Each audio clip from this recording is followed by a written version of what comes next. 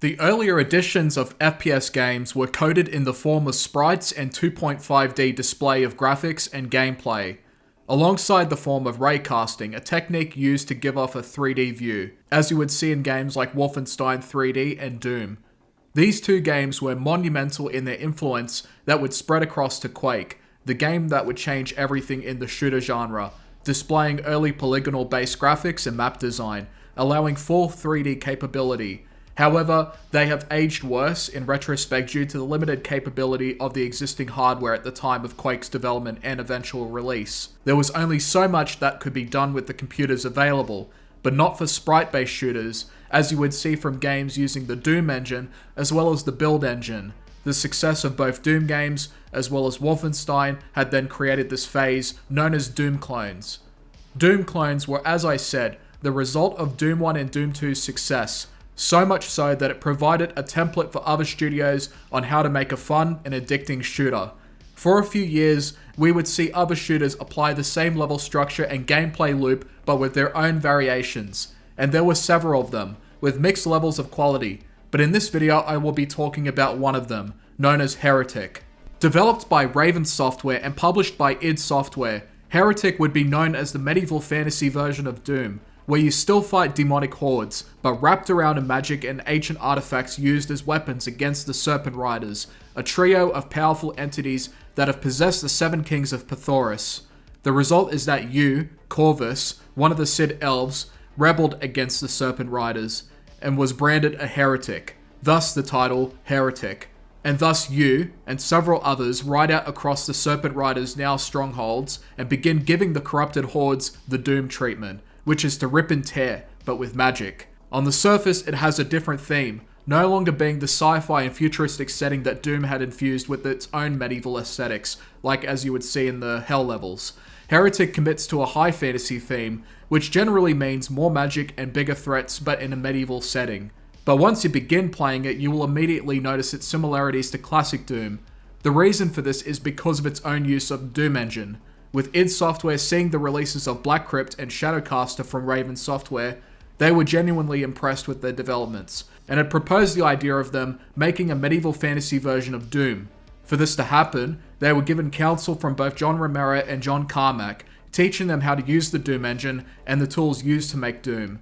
The Doom engine was modified for Heretic, giving it a number of new features that classic Doom couldn't do at the time, such as an expendable inventory system, looking up and down since you could only look on the X-axis at the time, water and wind effects, and improved graphics and audio.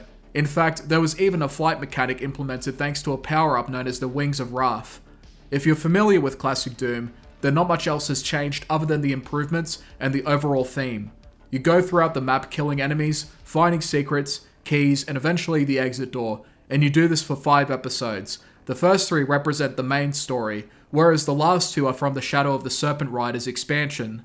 The weapons themselves are also reflective of Doom's own weapons, providing a similar function, but I love how unapologetic they are in their design, that hones in on the idea that you are in a medieval fantasy setting, where most of the weapons are magic-based, even the gloves that you obtain later on that shoot lightning, basically acting as the game's chainsaw.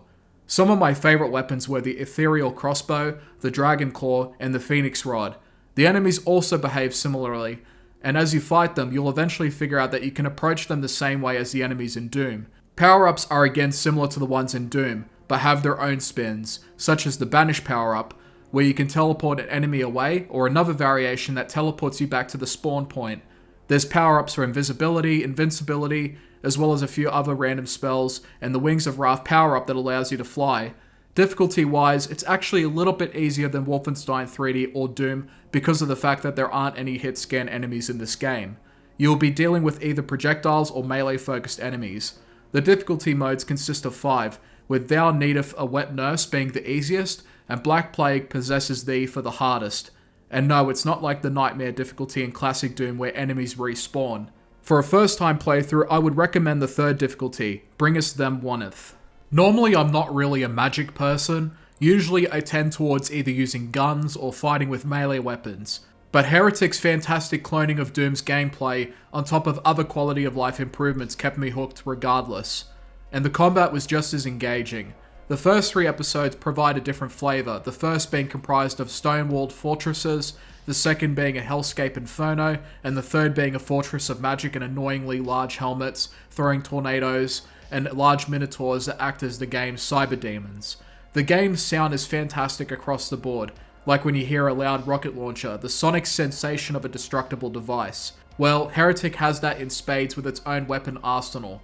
The music itself is also Doom-like and enjoyable, but not quite as memorable as Doom 1 and Doom 2. And while we're on the topic of mixed feelings and other things I may not really quite like about the game, there is another thing I'd like to bring up as well: the graphics. It does a job of looking impressive with its sprite work, most notably in the weapons and some of the enemies, but at the same time, I can't help but see that it's pretty muddy in comparison to games like Doom 1 and 2, when everything is blended together. There were even times where I considered closing my eyes so that I wouldn't strain them, trying to look in darker areas, or getting clarity in a field. The enemies and the environments in Doom had more appealing color palettes and slightly more detail put into them, in my opinion anyways. But it could also be a sign of the game's age too, as well as the stylistic differences in the sprite work between this game and Doom, on top of the choice of its own color palette, which can also have an effect on how a game ages over time. Just look at the first 2 Quake games, for instance. In saying that though, the designs for the enemies and the weapons more than make up for it. Heretic was one of the great Doom clones that provided a different flavour to a successful formula that has and still continues to shape the FPS genre even today. Just look at the multitude of retro shooters that aren't trying to be like Quake or the recent Doom games, or anything else for that matter. Project Warlock was one game that followed the Wolfen Doom method, and the Doom clones of the 90s, such as this one, are no different. Upon making this video, I had also realised that there really aren't a lot of medieval fantasy FPS games, in comparison to the rest of the games that follow a modern or sci-fi setting. Now while most of them, some of them, especially Doom, blend fantasy and medieval aesthetics, it's not at all reflective of the setting itself, whereas Heretic is set in the medieval times, but with high fantasy injected into it. Games like Doom and Quake blend both sci-fi and fantasy, but Heretic feels like it commits to the medieval and the fantasy. So when I'm talking about medieval games, I'm talking about swords, bows, and magic, and not just castles and stone walls. And there aren't that many of them to begin with. But Heretic is an example that such a thing can work, and it doesn't have to be an action RPG or an adventure game. If you're looking for something that is quite literally like Doom, I would recommend starting off with Heretic. Thank you for watching.